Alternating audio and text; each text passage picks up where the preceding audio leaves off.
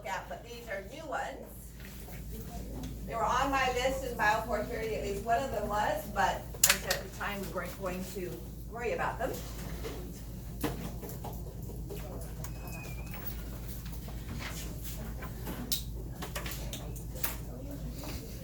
All right, so if we look into the mouth from the opening, and we look towards the back, and we see the soft palate and uvula. We bring it down, we have two folds or arches, all right? You see them a little bit here, here. And these are due to muscles. You can also see them from our sagittal head model, all right? Because the palatine tonsils are found between these two folds, which are actually two muscles covered with the mucous membrane of the mouth. So you call it the muscle or the fold or whatever, but this would be palatine tonsil.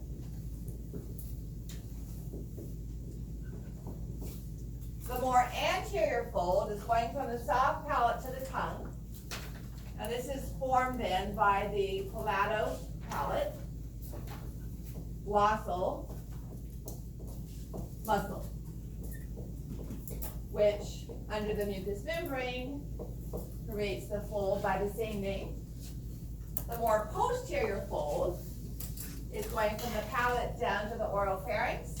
So this is known as the palatopharyngeal muscle or fold.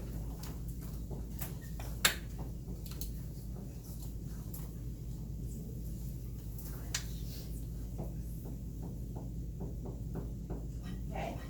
The two folds together form an arch, so you'll sometimes see it called the palatopharyngeal arch and palatoglossal arch. All right. But again, these are muscles going from the palate to the tongue or the palate to the pharynx.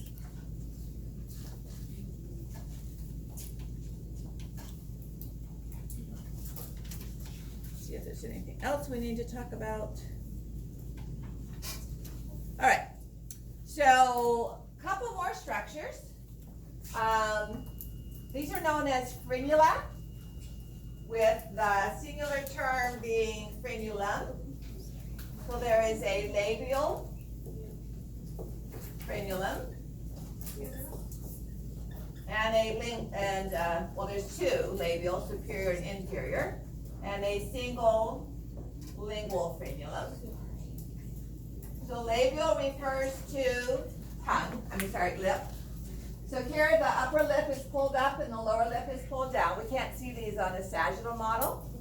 And the frenulum is this mucous membrane fold, the midline that attaches the inside of the lip to the gum.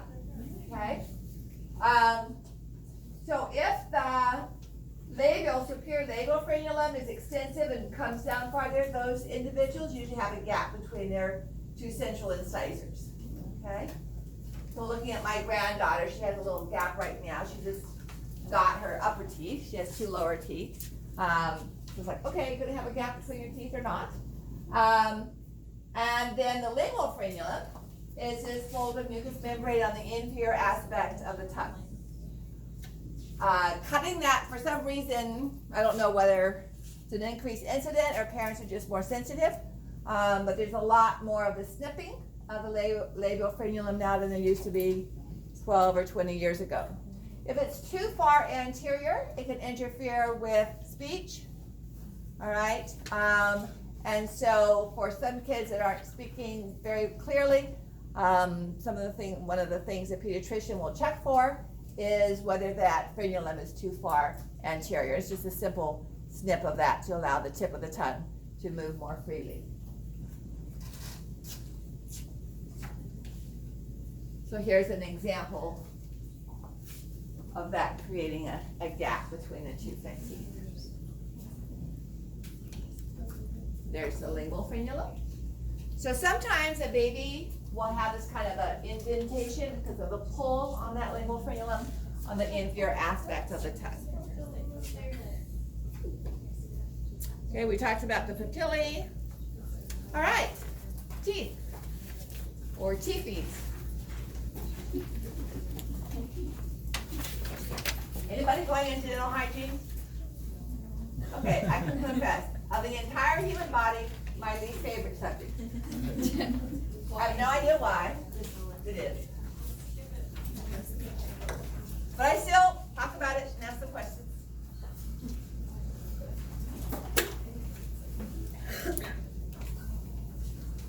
So we're going to look at the structure of a tooth first, okay? And then we'll talk about dentition.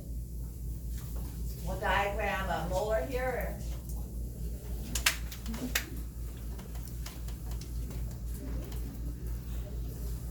I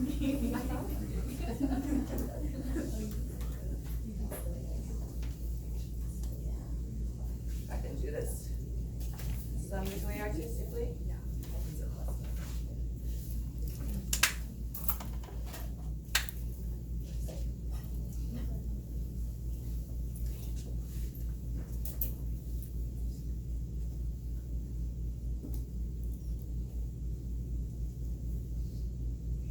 All right. So the tooth itself is made of several different tissues. We have enamel, all right, which is not replaced as it wears out in humans, although it is in other animals, and that would be the white area that you see here. Non-living, okay, so it's not like bone itself that will grow back. We have the central region, which contains connective tissue and blood vessels. This would be like the connective tissue, supportive tissue of the tooth. And this is the pulp cavity, which contains pulp. And pulp is loose, irregular connective tissue, blood vessels, and nerves.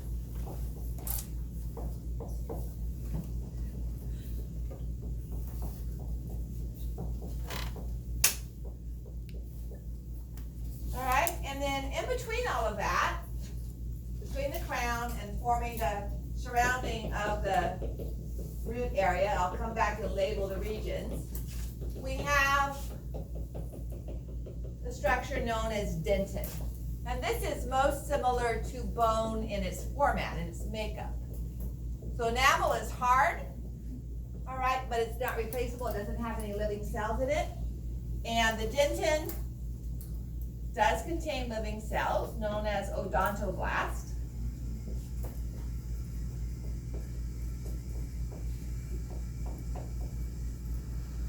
All right, so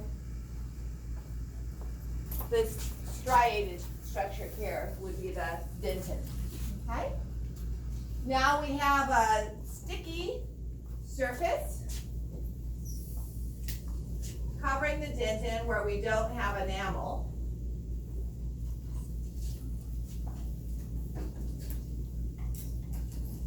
And that is known as cementum.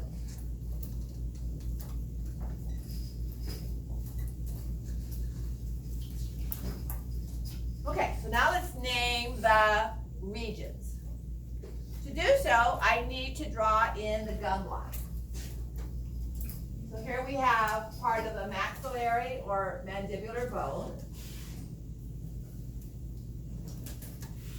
And it's going to have over it the gum.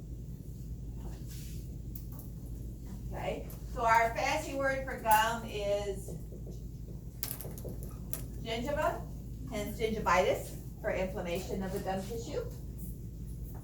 So once we have that up there, you can see that here in the pink.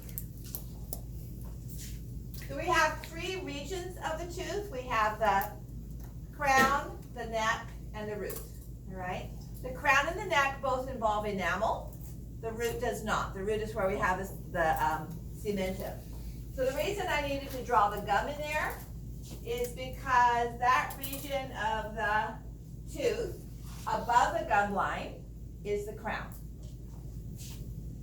That's covered by enamel. That region of the tooth covered by enamel that's below the gum line is the neck. So if I don't have the gum line there, it's hard to say exactly where the neck is. So on this model of just the tooth, you kind of have to guess where the neck is, because there's the enamel but I don't know exactly where the gum line would be. Somewhere in here would be the neck, all right? And then, like I said, that part that is covered by the cementum would be the root. One more review from Bio 430. Two components. What do we call this space within the maxilla or the mandible into which the roots of the teeth fit? Comes from the respiratory system term. Well, it comes from, but it's similar. It's nothing to do with gas exchange. Yeah, alveolar process. Okay? So the opening within the tooth is within the bone is the alveolar process. And then we have collagen fibers that connect from the bone through the cementum and anchor the tooth in place. So remember our classification of joints? Will this be fibrous or cartilaginous or synovial? And well, tooth is not a bone. Fibrous, okay? So this would be a fibrous joint. Is it freely movable, slightly movable, or immovable? Immovable. Now it's kind of confusing because when you lose your tooth, it becomes movable, but it's considered to be immovable, so it's classified as synarthrotic. Okay, anybody remember what it's actually called? So we have terms for our joints like syndesmosis and synchondrosis. What would the tooth be? Sounds like you're gumming your food. Yes, in fact, gumfosis.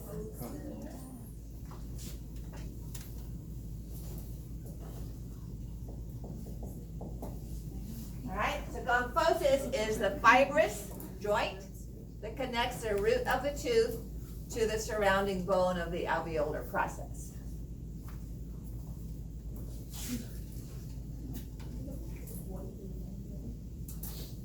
Okay, I'm not going to draw this on the board, but dentition is the pattern of teeth.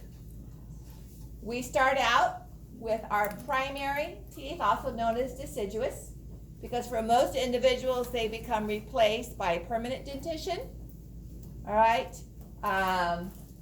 which you do not supposedly lose. So there are, the mouth is divided into quarters. And we have a mirror image on the right and left sides, and top and bottom. Now, if you're working in a dentist's office, these are given numbers. I have no idea what those numbers are, okay? Like 217 or 212 or whatever. So, childhood dentition, we have 5 teeth per quarter of the mouth, for a total of 20. In adult, we have 8. So that we replace the 5 that are deciduous with the adult dentition or permanent dentition, plus we add 3 additional new ones, okay? So I will write them on the board, but I'm not going to diagram them. May I erase this? Okay. So what I'm going to do is write out the 8 adult dentition, and I will put in a different color the ones that are not found in primary or deciduous teeth.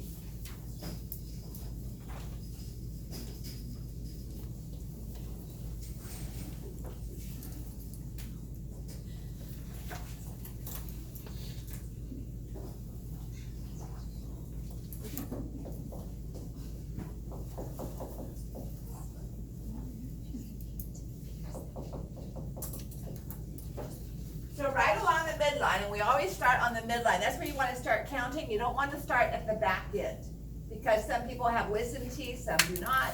Some have had them pulled. I've never had any. I had 4 teeth pulled for braces, but they were in my bicuspids. They weren't, I don't even have wisdom teeth. They're not in my jaw at all, okay? So starting from the midline and moving posterior laterally for both deciduous and permanent, we have a central incisor. This has a cutting edge, all right? Then next to that, we have a lateral incisor.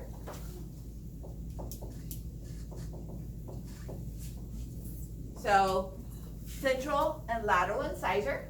Okay, we're still looking at teeth that are found both in children and in adults.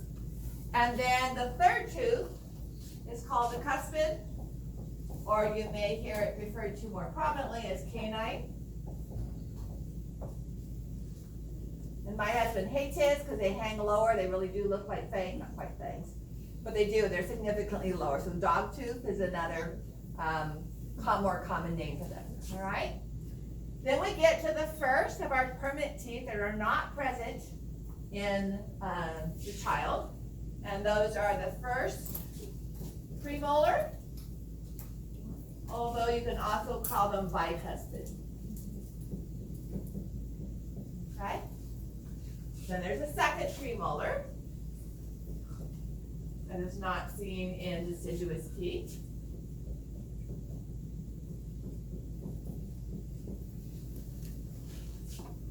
And then we have two teeth that are found both in the child and the adult, and that would be the first molar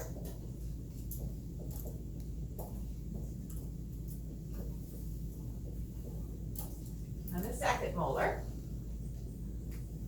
And then finally, the third molar, some of you may know as the wisdom tooth. Okay. So a total of 8 for the adult and 5 for the child. Okay, per quarter.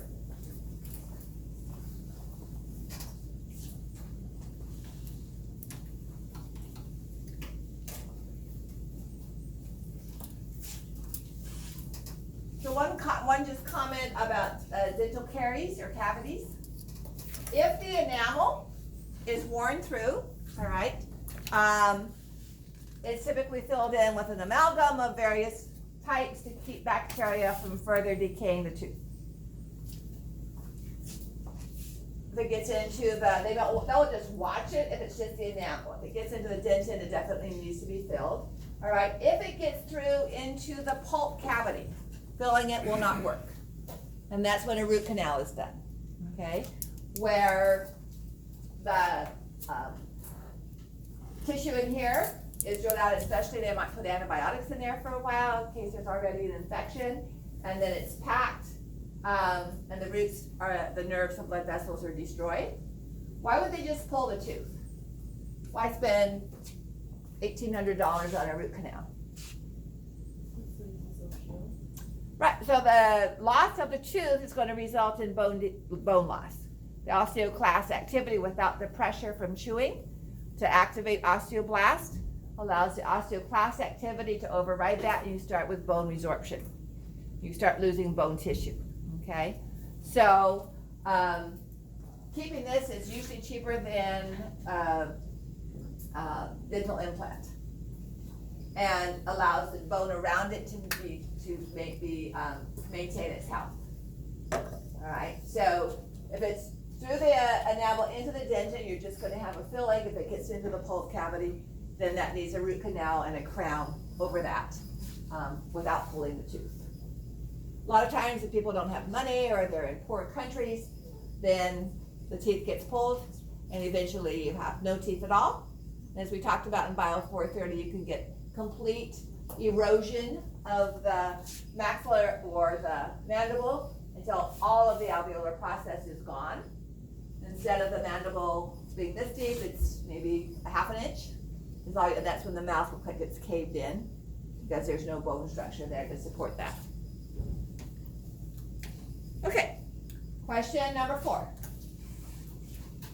So which of these teeth, answers on the board, are only found in permanent dentition? There are more than one correct answer. There would be 2. So let me change that to a mark all that applies.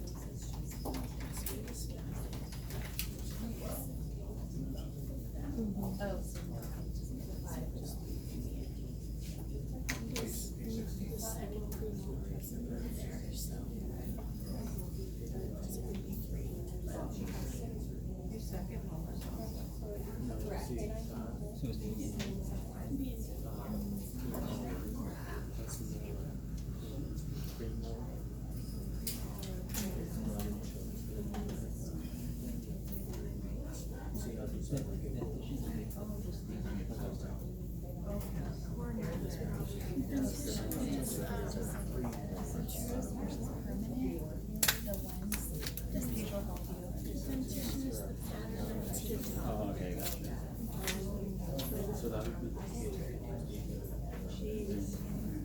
So over on the board, what you find in black would be found in a child. They'd eventually lose them and the teeth that replace them are already in the jaw.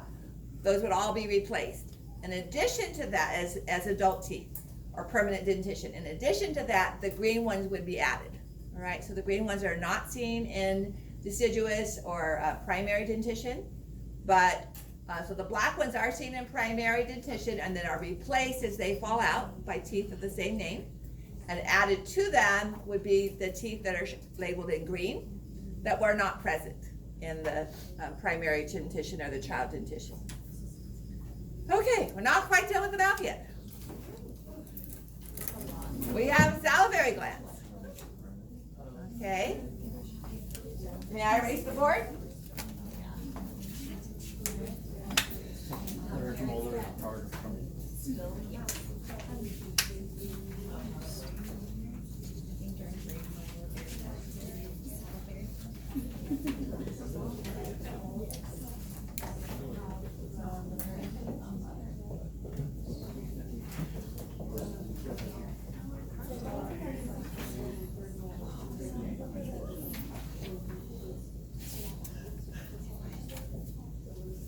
Now, when I took anatomy and physiology, when I first started teaching it, the ducts leading from each of these glands to the mouth had unique names, eponyms.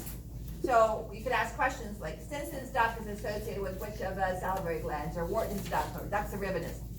Now it's very boring. It's called the parotid duct, or the submandibular duct, or the sublingual duct. What? I'm not gonna. It's like who's buried in Grant's tomb, right? But we can still talk about the type of secretions. So parotid is going to be serous, and this contains digestive enzymes that we'll talk about on Monday. So this is the watery saliva. You're hungry and you smell cinnamon rolls baking, or you chew gum. All right, submandibular is a mixture, but primarily serous with some mucus.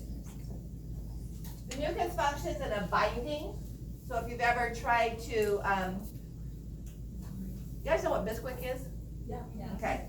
It's fun to eat. It tastes good just a little bit, but if you take too much, it gets kind of gummy and the flour, the powdery stuff goes everywhere.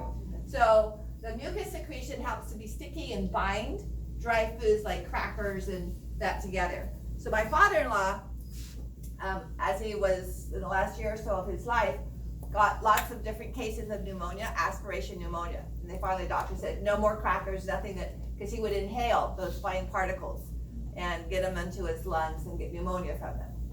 So the mucus is supposed to bind those together and keep food from flying around.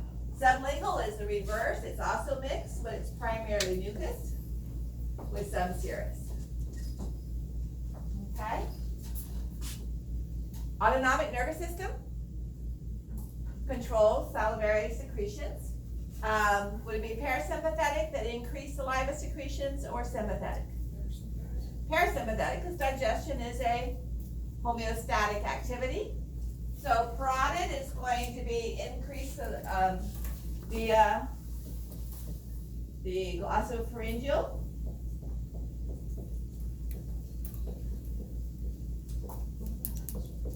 And the other two are both facial.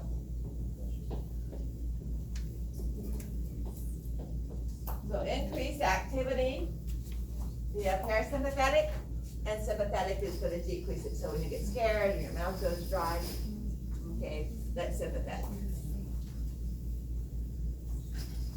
So here's the parotid paraotic next to the ear. Submandibular is a J-shaped gland, most of it which lies along the inside or deep surface of the mandible. And then sublingual is under the front of the base of the tongue at the tip, all right? Now, you might be able to feel the opening for your submandibular parotid. It's in the upper jaw, across from the cheek, across from your second molar. Sometimes you can feel a little bump for the opening of that duct, or if you massage it with your tongue, you can get it to squirt a little bit of saliva when you're boarding class or when I'm in faculty meetings. Okay.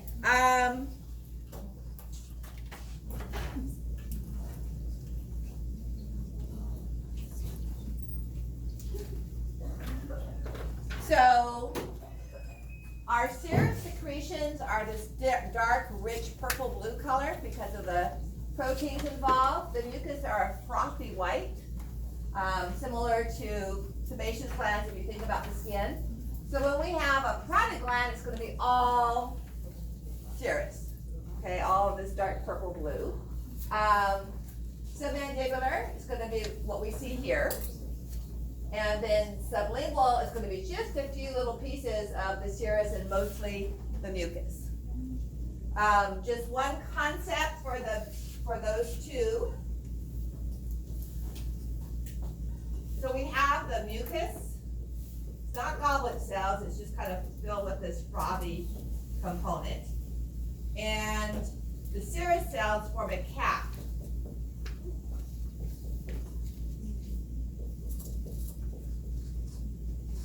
Around the mucus components. Whereas in the parotid gland, this is very similar to the pancreas. So when we start looking at histology next week, what we have are cells that resemble pyramids. The nucleus is out at the base, so there's room for it to secrete into a duct. Okay, so these would be the more complete serous component.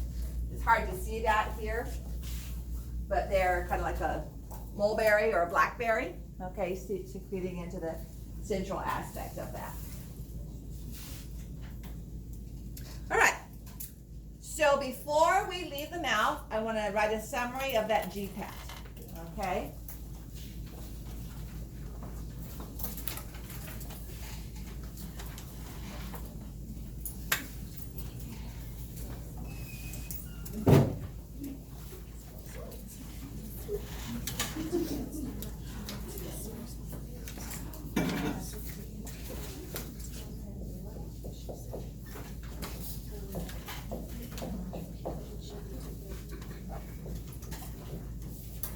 So for the mouth, the lining epithelium of the mouth is going to be non-cornified, stratified squamous epithelium.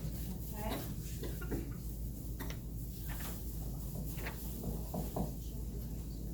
No muscularis mucosa. We only see a muscularis mucosa when there is smooth muscle.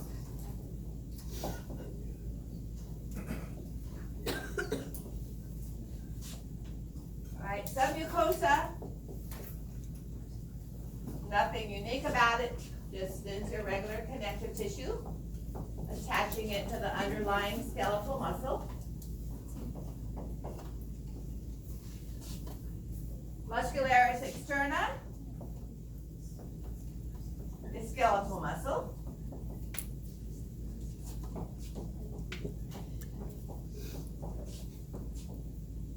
So, for instance, mylohyoid,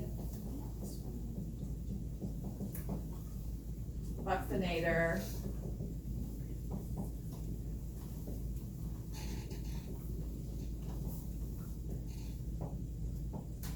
would be the major ones. Now, pterygoids are chewing muscles, but they're not forming the outer wall of the mouth, okay? Temporalis is up here, it pulls on the mandible, but it's not really part of the tube that forms the mouth. And then our serosa is not a true serosa, but it essentially would be the skin. So again, non-cornified stratified squamous, cornified stratified squamous.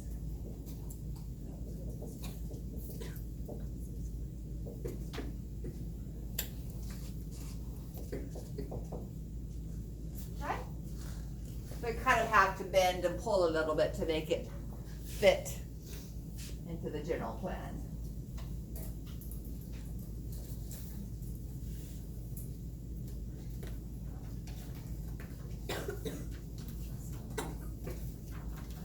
Oh, that was out of order. I wondered where those were. So this is just what I was looking for the salivary glands. All right, so this would be the parotid, which is all serous. This would be the submandibular, where we have some mucus, but mostly serous. And this would be the sublingual, where we have mostly mucus with a few serous caps onto the mucus secreting sac. Okay. Sorry, that was out of sync there.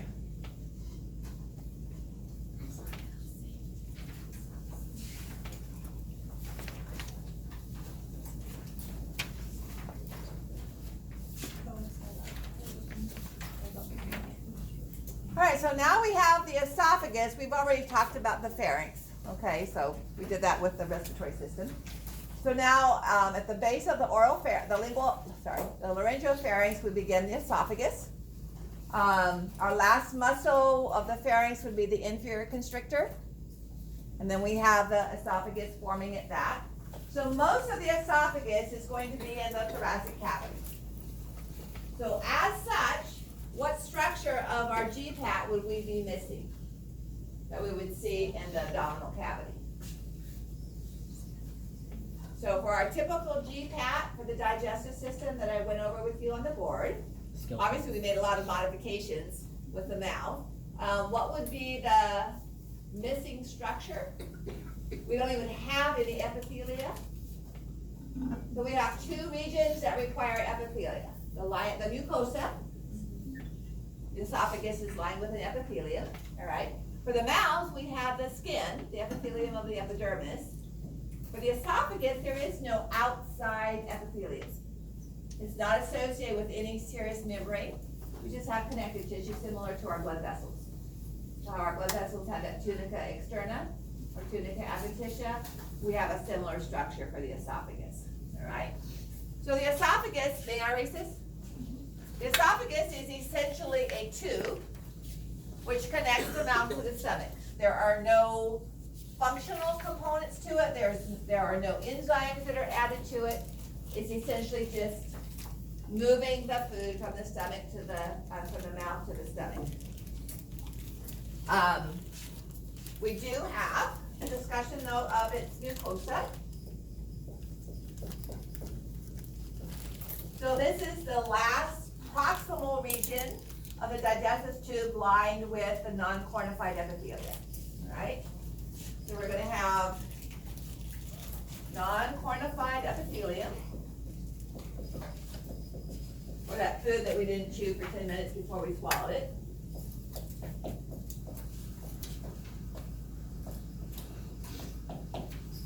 And the underlying loose irregular connective tissue.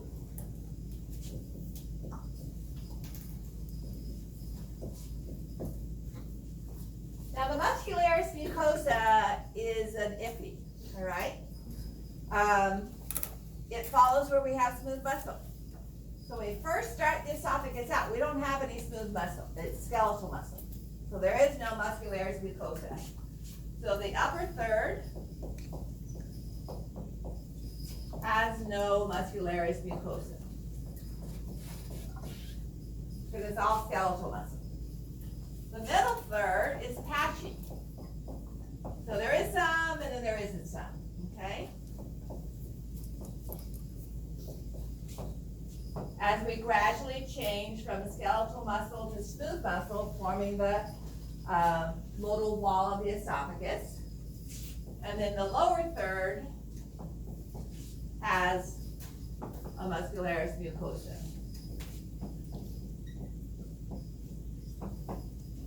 Okay? So this would be the mucosa. Submucosa, for the most part, is standard, meaning dense irregular connective tissue, except you do add a specialization in the last inch and a half or a couple of inches. Let's see if I can find a model of that.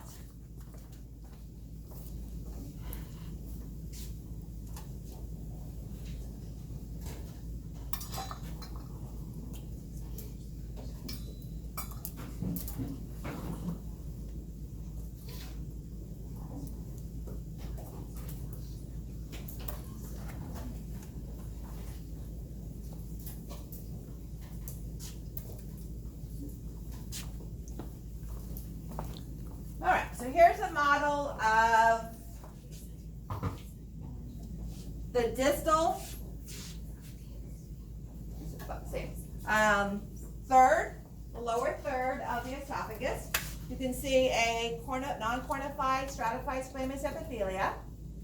This would be the muscularis mucosa, right? So that would be the end of the mucosa. That's cramping. And then in the submucosa, we have these glands. Have a very creative name. They are called submucosal glands. Only in the lower 1/3. They secrete mucus.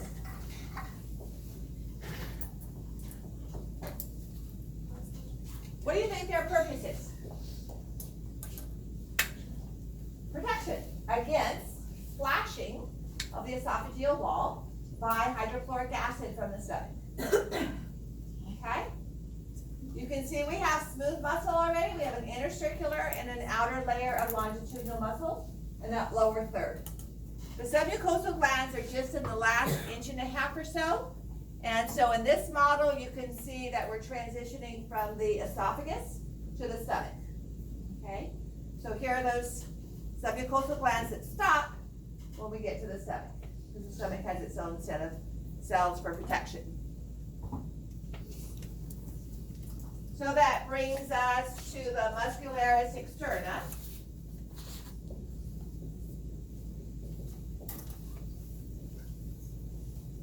And the pattern that we see here is the reason for the pattern we see in our mucosa.